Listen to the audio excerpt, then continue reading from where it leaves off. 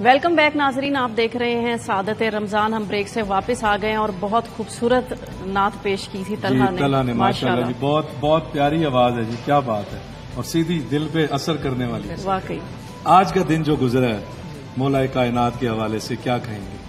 آج کا دن سارے کا سارا دن مولا کائنات کا اہل محبت نے ذکر کیا، اور ذکر کرتے بھی کیوں نہ. آقا علیہ السلام کا فرمان ہے ذکر علی جن عبادت، کہ اے لوگو علی کا ذکر کرنا بھی عبادت ہے. اور علی کا نام لیا کرو، علی علی کیا کرو، اور علی علی کرو گے تو پھر تمہارا وہ وقت جو علی علی کرتے گزرے گا وہ عبادت میں گزرے گا، اور جو علی علی کرے گا دنیا میں بھی اور آخرت میں بھی اس کو حضرت علی المرتضیٰ کا قرب نصیب ہوگا. یہی وجہ ہے کہ آج سارا دن ہم جہاں بھی بیٹھے اور جہاں بھی گئے ہر ایک سے سنا، اور اس انداز سے سنا کہ حضرت علی کا ذکر کر کے دنیا خوش ہو رہی ہے اور اپنے آپ کو خوش قسمت سمجھ رہی ہے، اور اپنے آپ کو خوش نصیب لوگ سمجھتے ہیں کہ حضرت علی المرتضیٰ کا ذکر کرتے ہیں. اگر حیدر کرار رضی اللہ تعالیٰ عنہ کا ذکر کر لیا جائے تو یہ عبادت ہے، سن لیا جائے تو بھی عبادت ہے. اور اگر اس موقع پر میں یہ کہنا چاہوں گا کہ ہمارے وہ جو حضرات یعنی قوالی سناتے ہیں وہ بھی اگر ذکر علی کریں محبت کے ساتھ تو اس میں مزید ہمارے جذبات اور محبت میں اضافہ ہوتا ہے. جی عافی بھائی. ڈاکٹر امداد حسین صاحب کا کلام ہے. جی ورد زباں ہے علی علی، محفل گلی گلی ورد زباں ہے علی علی، تو اسی سے آغاز کرتے ہیں. جی پوری دنیا میں علی علی کا نام ہے. کیا بات ہے.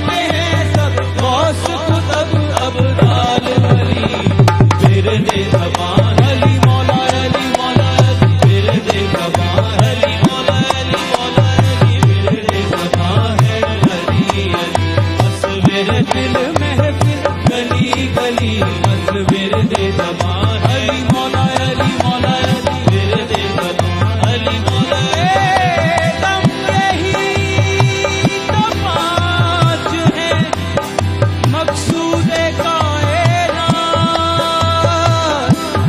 خیر النساء حسین و حسن مصطفیٰ علی علی ورد زبان ہے علی علی ورد زبان علی مولا علی مولا علی ورد زبان ہے علی علی بس ورد زبان ہے علی علی بس ورد زبان ہے خالق نے یہ جس وقت جہاں خلق کیا تھا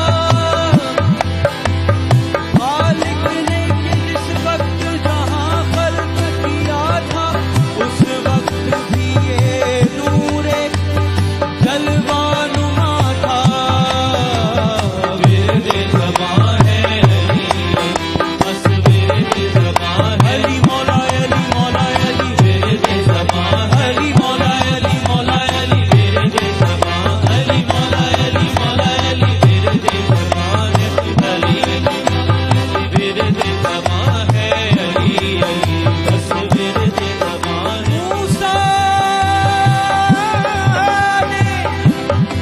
موسیٰ نے جو برگ شجر طور کو دیکھا جب غور سے دیکھا تو اسی نور کو دیکھا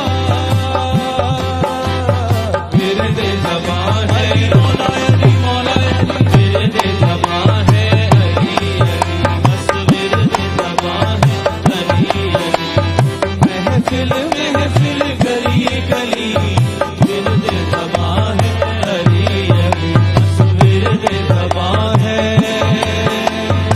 علی علی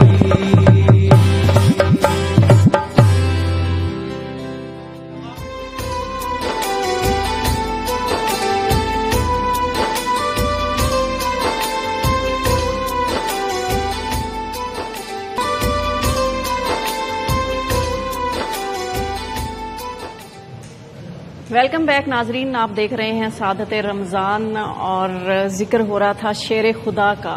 جی ان جیسا نہ کوئی آیا نہ کوئی آئے گا. ان کی بہادری اور شجاعت کے بارے میں تھوڑا سا بیان کیجیے. جی جی جی دیکھیے مولا کائنات کی پہلے بھی میں نے عرض کیا کہ جس پہلو کو دیکھیں شجاعت کے حوالے سے جی جی سید الانبیاء نے حضور صلی اللہ علیہ وآلہ وسلم نے ارشاد فرمایا ہے کہ ضربت علی یوم الخندق افضل من عبادت الثقلین، کہ علی کی ایک ضرب جو جنگ خندق میں علی نے جو دشمن پہ چلائی ہے وہ ثقلین کی عبادت سے افضل ہے. یعنی آپ اندازہ کریں ثقلین سے مراد یہ دونوں جہان میں جتنی عبادتیں ہو رہی ہیں ان ساری عبادتوں پر علی کی ایک ضرب یوم خندق میں سب پہ بھاری. تو شجاعت کا یہ علم تھا کہ مولا کائنات اکثر جو ہے پشت کی جانب سے زرہ نہیں پہنتے تھے اللہ جنگ میں. اچھا تو کسی صحابی نے کہا یا علی آپ نے کبھی پشت کی طرف زرہ نہیں پہنی؟ تو علی نے فرمایا علی نے کبھی دشمنوں کو پشت کی ہی نہیں ہے اور اس کی ضرورت ہی نہیں محسوس ہوئی پشت. سبحان اللہ. تو اچھا ہمیشہ تھوڑا سا ان کی تلوار کے بارے میں بھی جی تلوار وہ جس کے بارے میں ہم نے دیدار کیا ہوا ہے، وہ ذوالفقار جو ان کو ملی ہے، ہم نے دیدار کیا، ہم نے ترکی میں پڑھی ہے. ترکی میں ہے. ہم نے جس نے حضرت کرار کی نسبت والی تلوار کی زیارت کر لی یقیناً وہ بھی قابل زیارت ہے. اللہ بڑی خوش کہا قسمتی لا فتح الا علی لا سیف الا ذوالفقار. اور یہ خدا کی طرف سے یہ جو ایک سند ملی تھی مولا کائنات کو شجاعت اور بہادری کی کہ کوئی جوان نہیں ہے سوائے علی کے اور کوئی تلوار نہیں ہے سوائے ذوالفقار کے. تو یعنی یہ خدا کی طرف سے ایک ہدیہ اور تحفہ تھا مولا کائنات کو. شجاعت کے حوالے سے جب پیغمبر نے فرمایا کہ کل میں علم اس کو دوں گا خیبر میں رجلن کرارن غیر فرارن، کہ کل علم اس کو دوں گا چونکہ مسلمانوں سے خیبر نہیں فتح ہو رہا تھا اور بار بار مشکل پیش آ رہی تھی. تو اللہ کے رسول نے فرمایا کل میں ایسے شخص کو علم دوں گا. کہا رجلن، جو مرد ہے اور جو کرار ہے، جو مڑ مڑ کے حملے کرنے والا ہے، غیر فرار، جس نے زندگی میں کبھی فرار اختیار نہیں کیا. یحب اللہ ہو، اللہ بھی اس کو پسند کرتا ہے اور وہ بھی اللہ کا محبوب ہے اور اللہ کو وہ بھی پسند کرتا ہے. تو مولا کائنات کو پھر پیغمبر نے بھیجا، علم دیا، اور پھر وہ خیبر فتح ہو گیا. تو اتنے شجاعت کے عظیم جواہر دکھائے مولا کائنات نے مختلف جنگوں میں. اور پھر اس کے ساتھ ساتھ پہلی جنگ میں بدر میں جنگ بدر آدھے سے زیادہ تو انہوں نے واصل جہنم جی ذکر ہوا 36 کے قریب افراد جو ہے مولا کائنات نے واصل جہنم کی ہے. تو علی مولا کی جو عظمت ہے، ایک شاعر نے بڑا خوبصورت کہا، وہ فرماتے ہیں علی کو کیسے میں مولا کائنات کہوں، علی کو کیسے میں مولا کائنات کہوں، بڑا ہے علی یہ کائنات چھوٹی ہے. بات یہ ہے علی کے فضائل و کمالات اتنے زیادہ ہیں. یعنی آپ دیکھیے کہ مولود کعبہ ہونا، ابھی میرے دوست قوالی میں اس کی طرف اشارہ کر رہے تھے، یعنی مولود کعبہ ہونا، اور جب کعبہ میں آپ کی کثیرہ میسر نشد ان سعادت بکعبہ ولادت بمسجد شہادت، کہ یہ کسی کو یہ سعادت اللہ نے عطا نہیں کی کہ کعبہ میں ولادت ہوئی ہے اور مسجد میں شہادت ہوئی ہے. مولود کعبہ جب سید الانبیاء گئے ہیں اور وہ دیوار شق ہوئی ہے، حضرت فاطمہ بنت اسد اللہ کے گھر میں گئی ہیں، تو پیغمبر کرام اسلام کو جب خبر ہوئی کہ مولا علی کی ولادت ہوئی ہے، تو پیغمبر جب تشریف لے گئے اور رسالت نے امامت کو ہاتھوں پہ اٹھایا، سب سے پہلے علی مولا نے رخ انور سید الانبیاء کے چہرے کا دیدار کیا. اور جب علی مولا مصطفیٰ کے ہاتھوں پہ آئے تو پیغمبر نے ایک جملہ کہا، فرمایا اقرا یا علی قرآن پڑھ کے سنائیے. یعنی 3 دن کا بچہ علی کے جب مصطفیٰ کے ہاتھوں میں آئے مولا کائنات، قرآن ابھی نازل نہیں ہوا تھا، قرآن نازل ہونے سے 10 سال پہلے علی مولا نے مصطفیٰ کے ہاتھوں پہ سورہ مومنون پڑھ کے سنا دی. فرمایا بسم اللہ الرحمن الرحیم قد افلح المؤمنون الذین هم فی صلاتهم خاشعون. یعنی آپ دیکھیے کہ جس منزل کو دیکھیے، اور خدا نے ایسی سعادتوں سے نوازا ہے مولا کائنات کو. ابھی حضرت ذکر کر رہے تھے، میں سے 2 جملے عرض کر کے پھر انشاءاللہ آگے بڑھیں گے.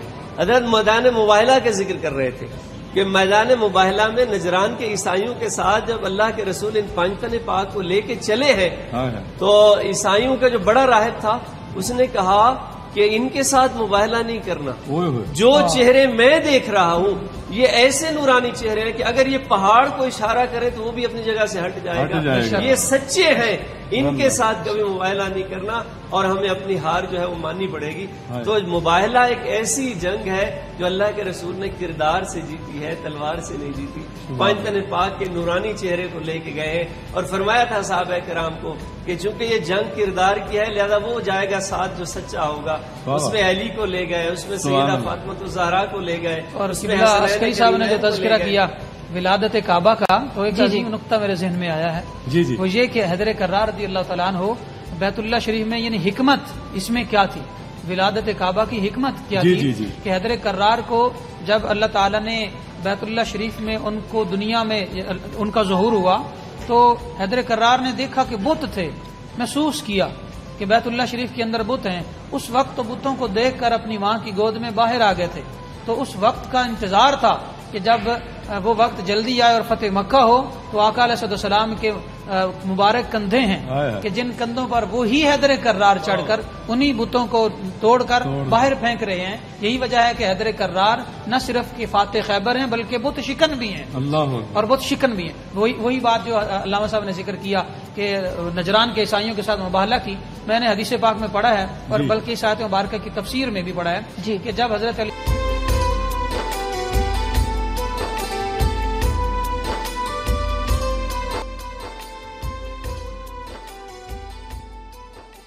رضی اللہ تعالیٰ عنہ آقا علیہ السلام کے ساتھ تشریف لا رہے تھے باہر، یعنی حجرہ سے مسجد کی طرف آ رہے تھے، تو ان عیسائیوں نے یہ دیکھا اور ان عیسائیوں کے راہبوں نے دیکھا کہ آسمان سے نور کی شعائیں لپٹ رہی ہیں حیدر کرار کی پیشانی کے ساتھ، اور حضرت سیدنا امام حسن و حسین کی پیشانیوں سے ایسا نور نکل رہا ہے جو آسمان کو روشن کر رہا ہے. تو نجران کے عیسائیوں نے یہ کہا کہ جن کی پیشانیاں آسمان کو منور کریں ان کے سچے ہونے میں کون سا شک ہے، لہٰذا ہم ان کے آنے سے پہلے ہی اپنی شکست کو تسلیم کرتے ہیں. اچھا، صحابہ کرام کا پیار و محبت آپ کے ساتھ کیسا تھا؟ بہت زیادہ محبت تھی، بہت زیادہ پیار تھا، حتیٰ کہ یہاں تک کی بات ہے حیدر کرار رضی اللہ تعالیٰ عنہ آقا علیہ السلام کے لاڈلے چچا زاد بھائی بھی تھے، لاڈلے بھائی بھی تھے، لاڈلے داماد بھی تھے. یہی لاڈ اصحاب پیغمبر نے بھی حیدر کرار رضی اللہ تعالیٰ عنہ کو پیش کیا اس انداز سے کہ حضرت سیدنا، جیسا کہ علامہ صاحب نے ایک حدیث بیان کی کہ حضرت سیدنا عمر بن خطاب رضی اللہ تعالیٰ عنہ انہوں نے 70 بار یہ کہا لولا علی لہلک عمر. وہ کیوں کہا؟ اس کا ایک واقعہ یہ ہے کہ حضرت عمر رضی اللہ تعالیٰ عنہ ایک ایسی عورت کو سزا دینے لگے. اس کو سزا دینی تھی کہ قصاص کرنا تھا اس کا یا سنسار کرنا تھا.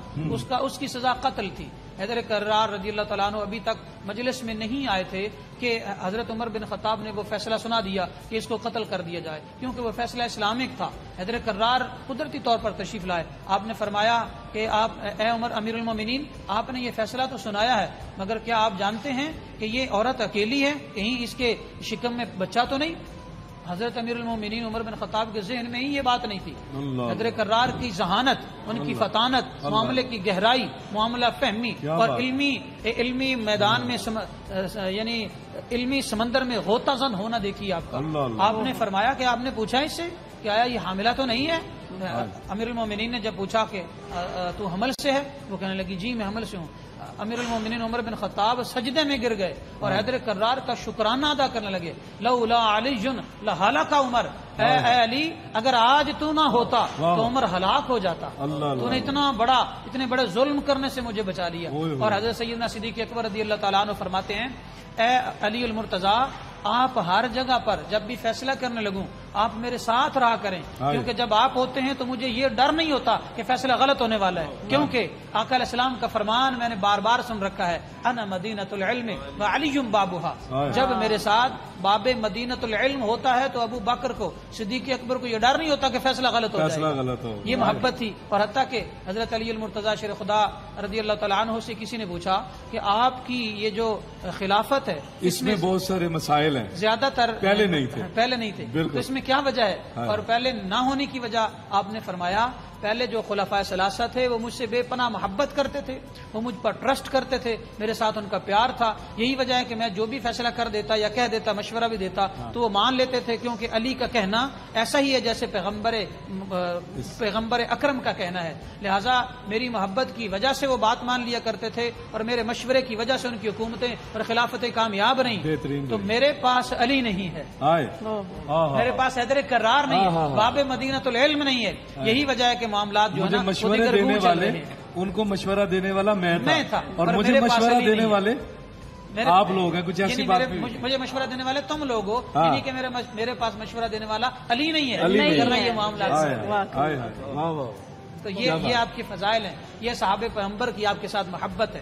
آپ کی اور سرکار دو عالم کی محبت بے انتہا جگہ جگہ نظر آئی. جی جی تھوڑی سی روشنی جلوت و خلوت کے ساتھ ہی مولا کائنات کو اگر کہا جائے، یہاں تک کہ پیغمبر گرامی اسلام نے حضور صلی اللہ علیہ وسلم نے ارشاد فرمایا ہے کہ یا علی قرآن کی جب بھی کوئی آیت اترتی تھی اس پوری کائنات میں، جب جبرائیل امین آیت لے کر اترتے تھے یا آپ سنتے تھے یا میں مصطفیٰ سنتا تھا. اللہ. اور علی مولا نے بھی فرمایا ہے کہ قرآن کی کوئی آیت ایسی نہیں جس کے بارے میں نہ جانتا ہوں کہ کب اتری ہے، کہاں اتری ہے، مکہ میں اتری ہے، مدینہ میں اتری ہے، دن میں اتری ہے، رات میں اتری ہے، کس شخص کے بارے میں اتری ہے، میں سب کو جانتا ہوں. اور پیغمبر نے اس لیے فرما دیا کہ علی مع القرآن والقرآن مع علی، کہ علی قرآن کے ساتھ ہیں اور قرآن علی کے ساتھ ہے. اتنی زیادہ محبت تھی مولا کائنات کے ساتھ سید الانبیاء کو، یہاں تک فرمایا کہ حب علی، علی کی محبت گناہوں کو ایسے کھا جاتی ہے جیسے آگ لکڑی کو کھا جاتی. حب علی یا قرآن کی محبت بیان کر رہے تھے.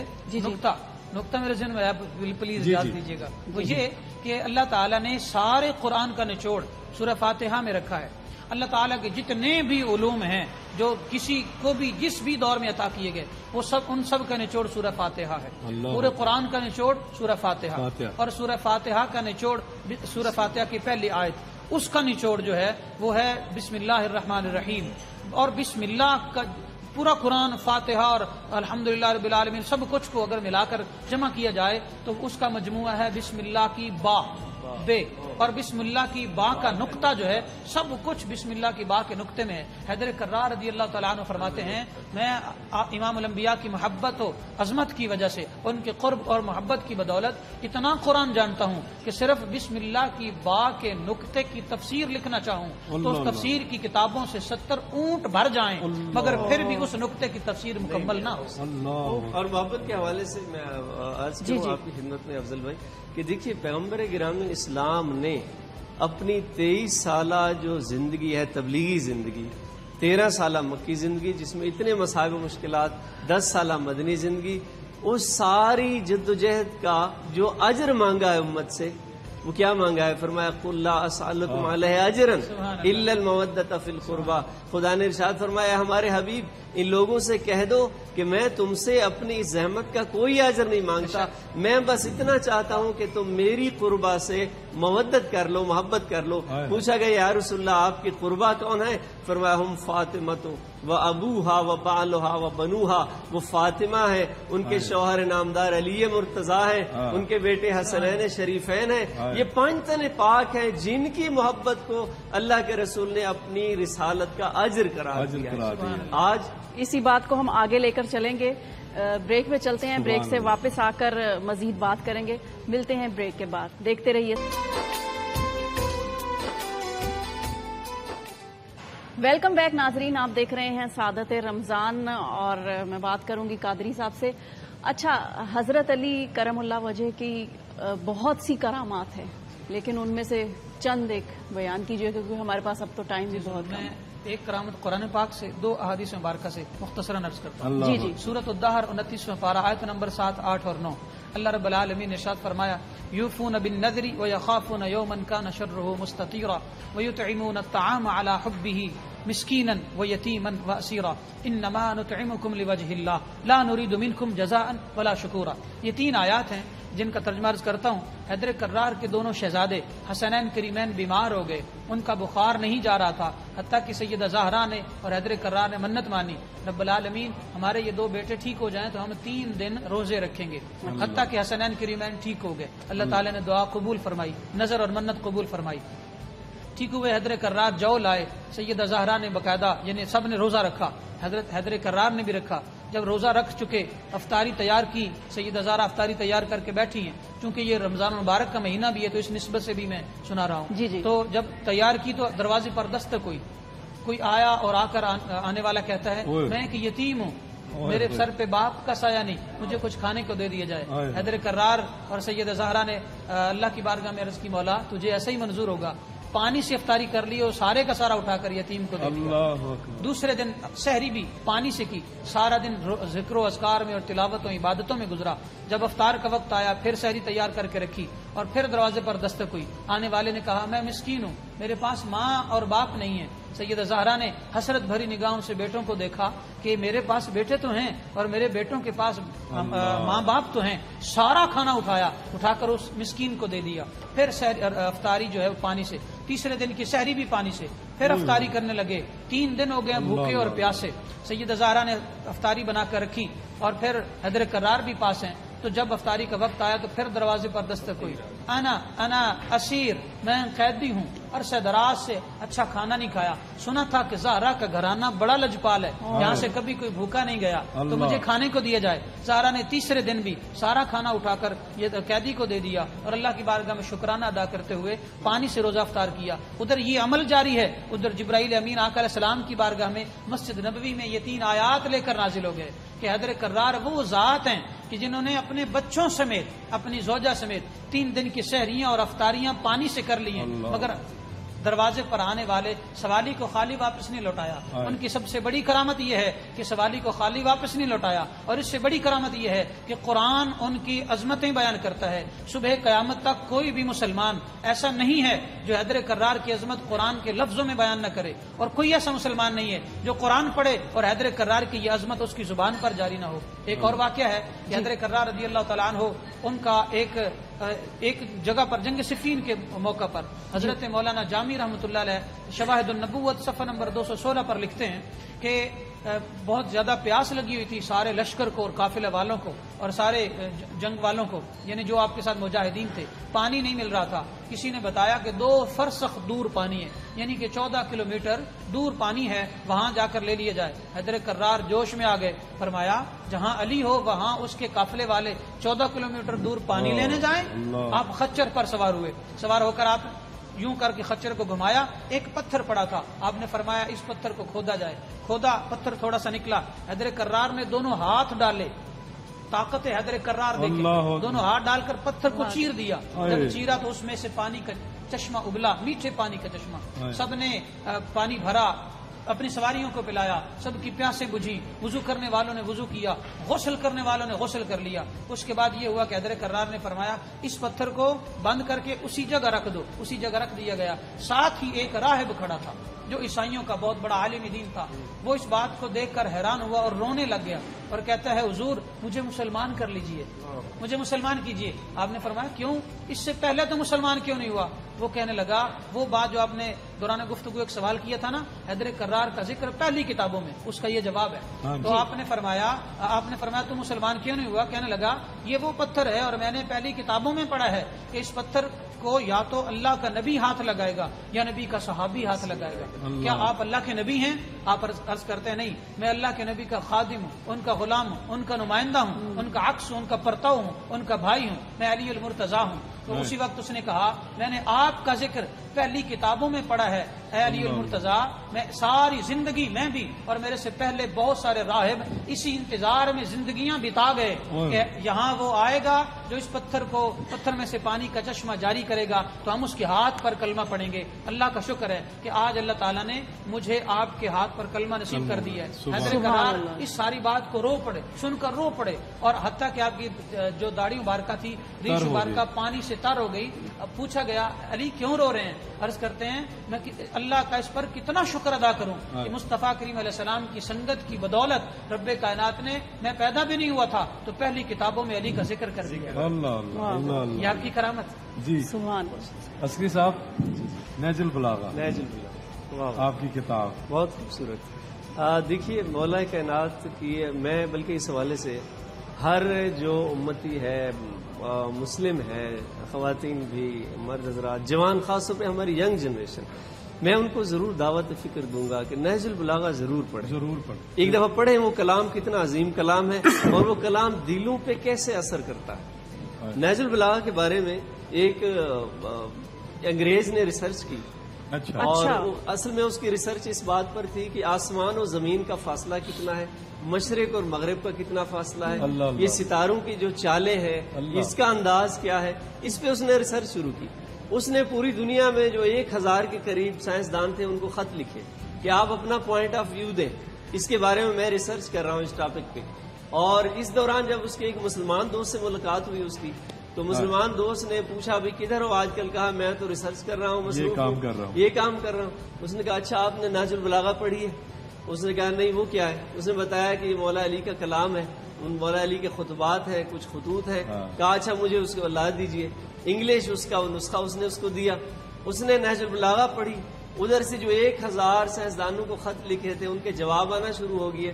وہ کہتا ہے کہ میں نہج البلاغہ کا خطبہ بھی پڑھتا تھا، ان خطوط کو بھی پڑھتا تھا، آخر پہ ایک اس نے کمٹ کیا ہے، اس پہ فیصلہ دیا ہے اور کہا یہ میرا آخری فیصلہ ہے کہ جس ہستی کا یہ کلام ہے نہج البلاغہ، یا وہ ہے جس نے کائنات بنائی ہے، یا ایسی ہستی ہے کہ جب اللہ بنا رہا تھا تو یہ دیکھ رہا تھا۔ جب اللہ اس کائنات کو بنا رہا تھا یہ مشاہدہ کر رہا تھا۔ کہا میرے سارے سوالوں کا جواب اس کتاب کے اندر مجھے مل گیا ہے کہ آسمان و زمین کا کتنا فاصلہ ہے، مشرق و مغرب کا کتنا فاصلہ ہے، تو ستاروں کی کیا فاصلے ہیں، سورج اور چاند کا کیا فاصلہ ہے۔ اتنا عظیم کلام، ایک خطبہ نہج البلاغہ کا جس میں صفات متقین بیان ہوئی ہے۔ ایک صحابی ہے مولا کائنات کا جس کا نام ہے حمام، اس نے مولا علی سے یہ خواہش کی مولا کوئی مجھے واضح نصیحت فرمائیے۔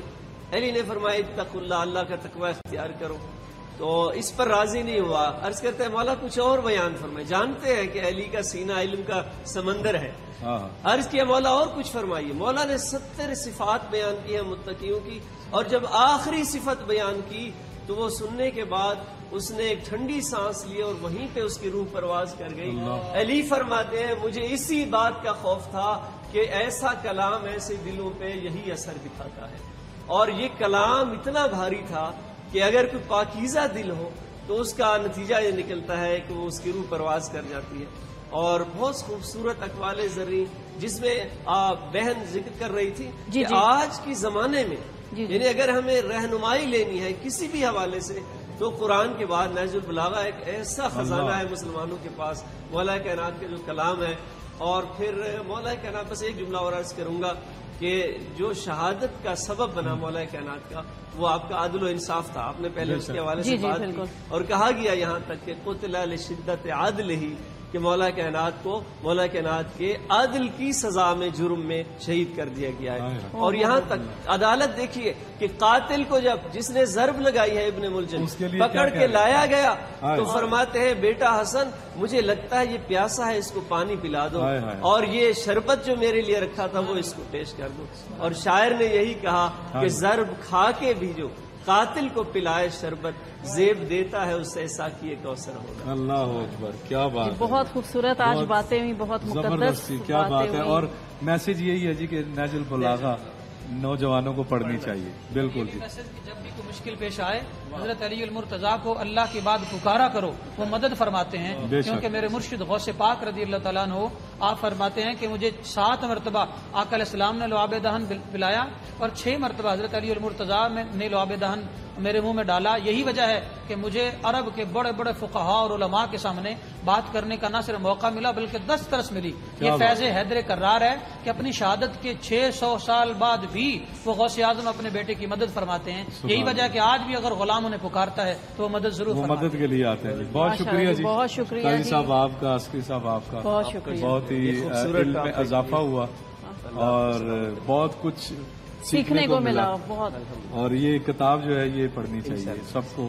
میں انشاءاللہ اب ضرور پڑھوں گی جی. اس کے ساتھ ہی لیتے ہیں اجازت. میں تک نہیں پڑھی, مس کی ہے. انشاءاللہ افطار ٹرانسمیشن میں آپ سے دوبارہ ملاقات ہوگی. چلتے ہیں قوالی کی طرف. جی آفی بھائی منقب کیا کلام سنائیں گے؟ جی جی.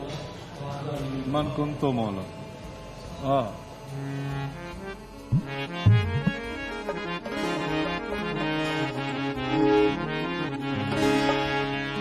حیدریم کلندرم مستم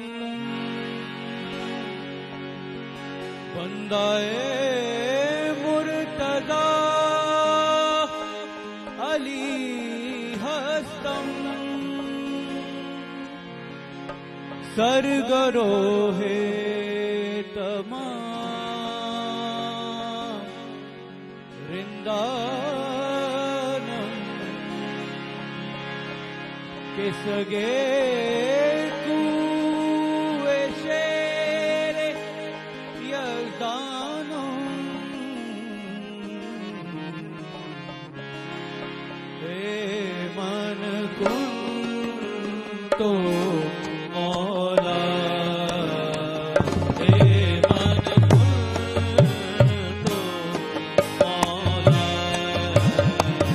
ایمان